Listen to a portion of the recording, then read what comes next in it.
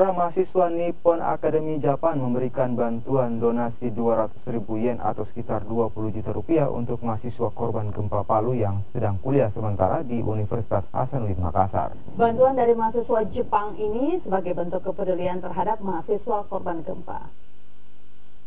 Pemberian donasi senilai 2.000 yen atau senilai 20 juta rupiah ini diserahkan perwakilan mahasiswa dari Nippon Academy Japan kepada mahasiswa asal Palu, Sulawesi Tengah yang sedang menjalani kuliah sementara di kampus Universitas Hasanuddin Makassar. Donasi sebesar 200.000 yen ini merupakan hasil dari dana yang dikumpulkan mahasiswa Nippon Academy di Jepang.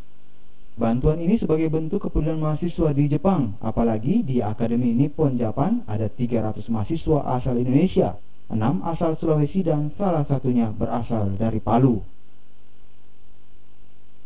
なるほど。そうですね。学生なのでそんなに多くはないんですけど、日本円で20万円できました。そうですね。本当ならパルまで行きたいんですけれども、ただ私たちはまだそこには何もコネクションもないので、今回ハサヌディ大学にいるパルからの学生さんのために使ってもらいたいです。 Sementara itu, mahasiswa asal kampus Tadulako Palu yang sedang menjalani kuliah sementara di Universitas Hasanuddin mengapresiasi adanya bantuan ini, dan bantuan donasi ini akan mereka gunakan selama kuliah di Makassar.